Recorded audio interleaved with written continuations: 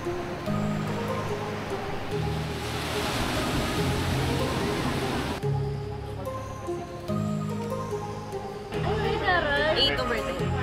over 10 kasi po hindi siya balance. Mas chocolate. di ba medyo may katamis yung sa'yo.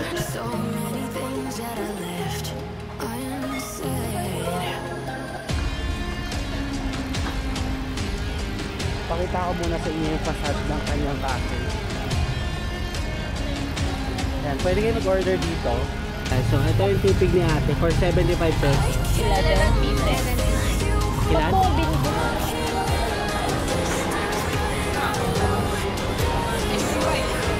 Guys, we got our order na after an hour. Tofu sisig, chop suey.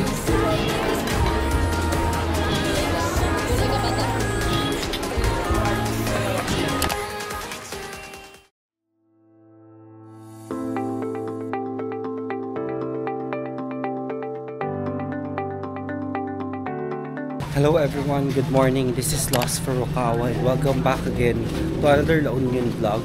And for today's vlog guys, tayo ay magka-cafe hopping or parang breakfast spots dito sa La Union. So, actually wala kasi kami na plano talaga na mismong pupuntahan dito sa breakfast time and kami mag-explore lang dito along the beach. Bago pala ang lahat guys, subscribe muna kayo sa channel ko. Tulungan nyo naman ako ma-reach yung 10k subscribers para makapag-giveaway na tayo ng GoPro Hero camera. And para sa mga bago nga pala sa channel ko, ako nga pala isang travel vlogger and gumagawa ako ng mga travel guides both local or international. Kaya sa mga hindi pa nakasubscribe, subscribe. So andito na tayo agad sa beach. Kaso guys, walang araw, no? Ayan, mga pampasalubong. May EF ulit. Wala na siguro, no? Lahat kayo ba? 5 po kami.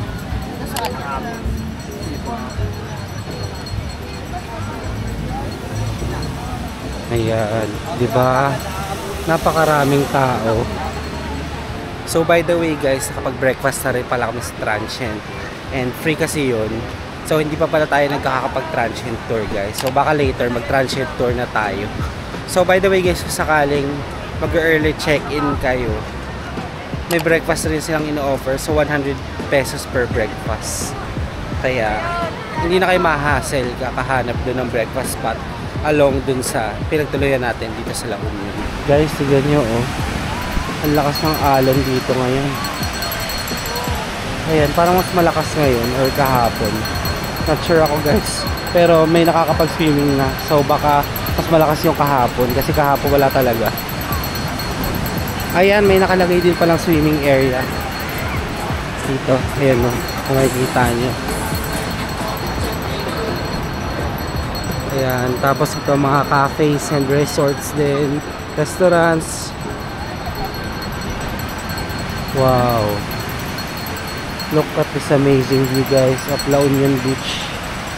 Ma'am, kamusta yung sunrise tour natin kanina? Interviewin ko lang kayo sa inyo. Okay naman po. Mga tulog kami. Ganda ng sunrise, grabe. Ganda ng sunrise. Okay natin lagi sa you, you're the best. Dapat magsa-sunrise tour kami. Pero ito nga, dahil makulimlim and also napagod sa hydro, ngayon lang kami nagising. Ayan, dito pala guys yung mga surfing lessons. Saya maglakad dito guys sa La Union. Talagang feel na feel mo yung alon, yung hangin. And yun nga lang guys, hindi siya white sand. So siguro kung mas white sand pa to, baka mas popular pa tong LU Beach. Pero itong wave, okay na talaga for me. Kasi napakaganda tignan.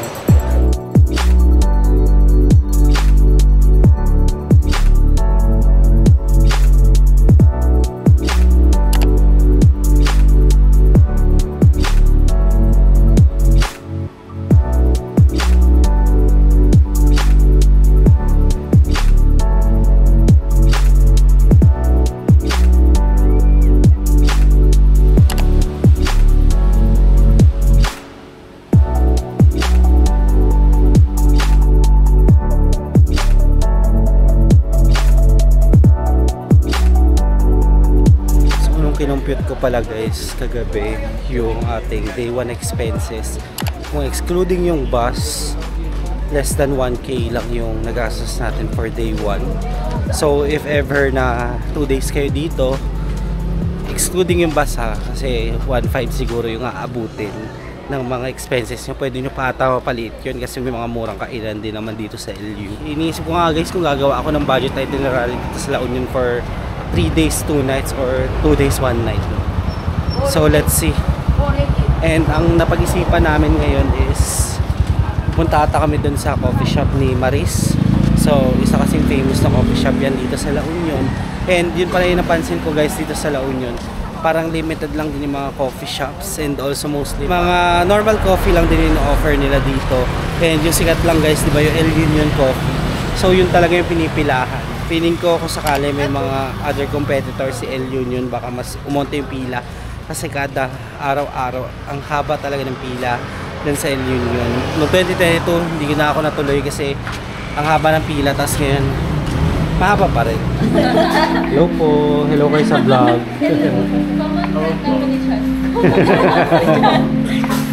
Bale, pinagsama-sama lang po kami ni Antea. Ang plano ko kasi bumuo tayo na Thea Squad. Para makapag-travel tayo ng mas madami. So we just had a quick stop over here at Navi Cafe. So meron din palang hidden cafe dito. Kasi parang hindi siya halata na cafe, pero kapag pumasok kayo, coffee shop pala siya. Ayan, yung kanilang interior. Mini tour. So, ang plano, cafe hopping. Cafe hopping. O, sige. Yun yung plano natin ngayong umaga. Guys, So, magpupurga tayo ha. Magpupurga tayo sa coffee. Hindi problema. Akala ko ba isa-isang coffee lang kada cafe? Di ba kayo nakapag-travel na kasama si Jam Jam?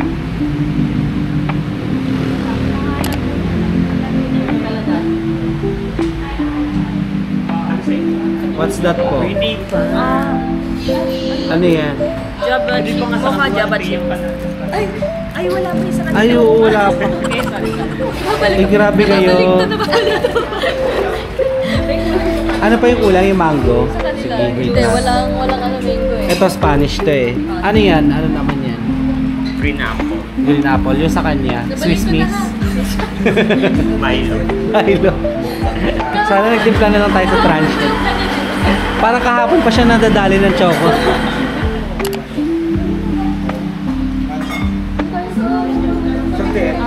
Sorry.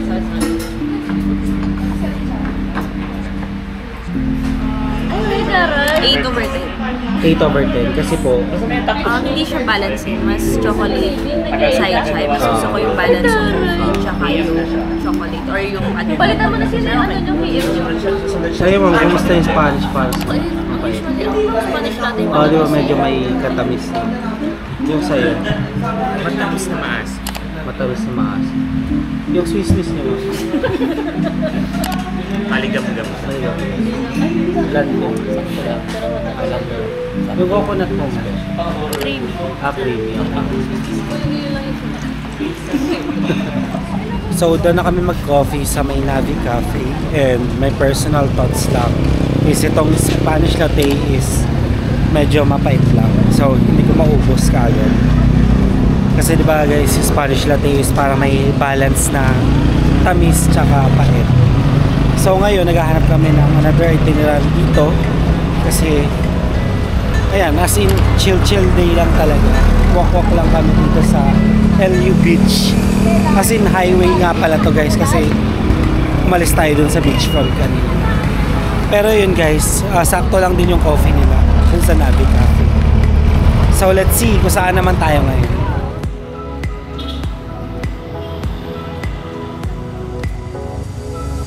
Ito na guys, nakikita na namin yung coffee shop ni Maris Racal. So dito daw kami pupunta. As per my friends, ayan. Let's go. Ay, alis na sila. Bye-bye. Kasi baka may Okay. May tour pa sila ngayon? mamaya. Mamaya. So, ang pangalan pala ng cafe ni Maris is Stream of Consciousness. Ayan, so ito yung exterior niya. Pakita ko muna sa inyo yung facade ng kanyang cafe. Ayan, pwede kayo mag-order dito. Ay, ito ata yung entrance.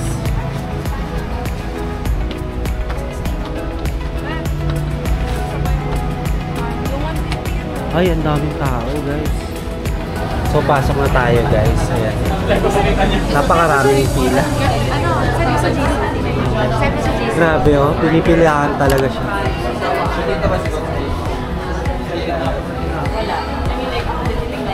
Simple lang pala itong design nila. Ayan. Ito, dito tayo. Swerte ah. Ayan, nag-order na rin kami. So, may isang kasama namin nag-order. So, ano yung order nyo? Burger na lang. Triple cheese sa'yo.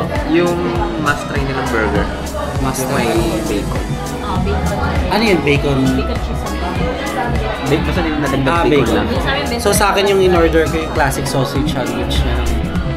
Pero yun nga medyo pricey din yung mga ano nila. Sa bagay, naka-aircon. Tapos may Good for ito na rin yung interior. area. Hindi, okay na rin yung interior nila eh. Yung food, malalaman natin. Malalaman natin later on. So lagot tayo kay Maris Racal guys. So sa mga fan ni Maris dyan, huwag nyo kami i-bash. Honest review lang po kami dito sa La Union.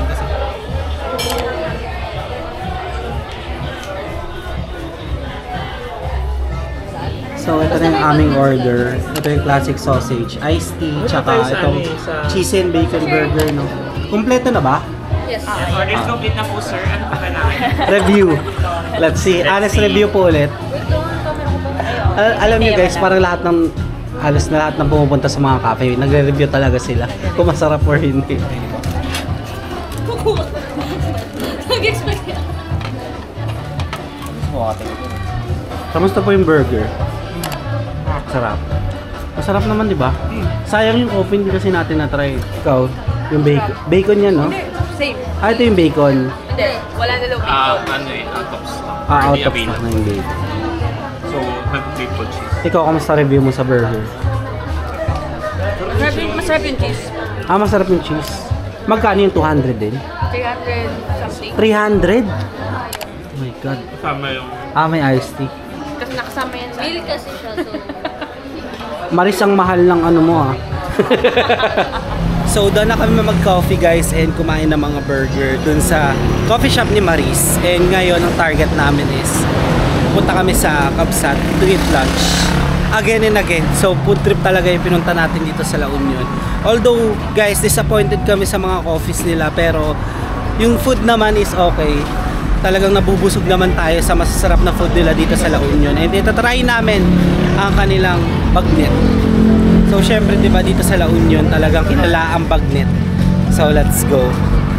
Isang banana tupig. Ayan. Hindi ako may mga daingan. Ayan. So ito yung tupig ni ate for 75 pesos. 11 pieces. 11 pieces. Pesos? 1 week. Ay, 1 week. Kahit hindi po nakaref. Or naka-ref. I-rep nyo na lang po kasi tapos i-reheat nyo na lang. Pero Eh, masarap yung tupig. Ay, i-ref. Yung iba, mas gusto po nila na hindi nila i-rep kasi Kasi nasisira yung texture. Or titigas. Pero 1 week pa rin. 1 week na ba? So nandito na kami ngayon guys sa Kabsat La Union. Maraming nagpi-picture taking dito. Since ito yung kanilang photo spot. Actually guys, pwede pumasok dito sa Kabsat talaga. Tapos hanap lang kayo ng table. Pwede rin hindi kayo umorder, tas picture lang. So kasi kami, kakain kami ng lunch, kaya order kami dito. So pang 12 kami ngayon guys, so waiting. Ayan, medyo marami kasi nagla-lunch din talaga ngayon dito. Alam nyo guys, ang ganda talaga ng ambience dito sa Kabsat. Tingnan nyo. May overlooking view ng beach. Kaso against the light sa atin. So, ayan, ganito na lang muna. So, di ba bilinag natin to nung una guys. Ayan yun, may second floor din sila. Hindi ko lang alam kung kita nila.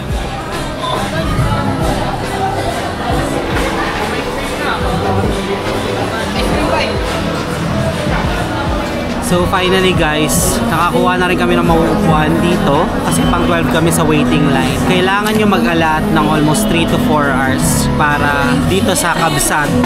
Kasi guys, di ba 1 hour yung waiting time namin, tapos hanggang ngayon wala pa rin yung serving ng food. So ilan na ba? Parang nakapila na tayo, parang 30 to 4, mag-1 hour na rin. So magto 2 hours na tayo dito, 2 hours, so wala pa rin, so kakain pa. So tama lang na 3 to 4 hours ang ialat nyo dito. Kung nagmamadali kayo guys, pwede nyo ipa-cancel yung reservation nyo. Kasi gano'n yung nangyari sa amin nung una, pinakancel namin yung mga unang time na pumunta kami dito sa Kabsat. Ayan, marami pa rin talaga nakapila ngayon kasi lunch time din. So sakto lang yung punta namin, 11 AM. Tapos kuha kami ng upuan mga around 12 AM. Tapos ngayon mag-1 na, wala pa rin yung food namin. So patience lang talaga dito sa Kabsat guys. And ready na ako para ma-review. Buti na lang talaga nakakuha kami ng upuan para ma-review natin yung food ng Kabsat. So medyo bored na rin kami. And eto, kamustahin natin sila. Kamusta na guys? Napipikon na. Gutom na. Kamusta na? Kanina yung... Ayan. So, saan pupunta yun? Na-board na rin. Maglalakad-lakad. Lalakad-lakad lang muna kasi wala pa talaga yung food. So, ito pa lang yung naka-ready. Ano to? Calamansi juice. Mamam na yung kalamansi niya. So guys, by the way, ang in-order pala namin is mga gulay and also yung bagnet nila. So later makikita niyo yung food. And yung expenses guys, medyo may kamahalan since Kabsat nga ito. So bukod sa food na ino-offer nila, yung branding din kasi matagal na sila na popular tourist attraction dito sa La Union. Guys, we got our order na after an hour. Tofu sisig, chop suey, bagnet, and ano yun? Sisig rice. Uy, meron silang sisig rice. Ayan, for the cloud muna. Pwede na po kumain. Okay na, complete na. Nakasama yung kanin sa pinig na. Oo, okay na. Oo, nang inaayos niya. Na-picture nyo na rin. Oh, let's go na. Ay, maganda sa ano yung gangso. Mataas. Ganun. Taon po. Taon po. Ganong taon? Ito. Taon po. Oo. Hindi pwede. Pwede mo yung taon. Kagaya lang naman ang pagsaray.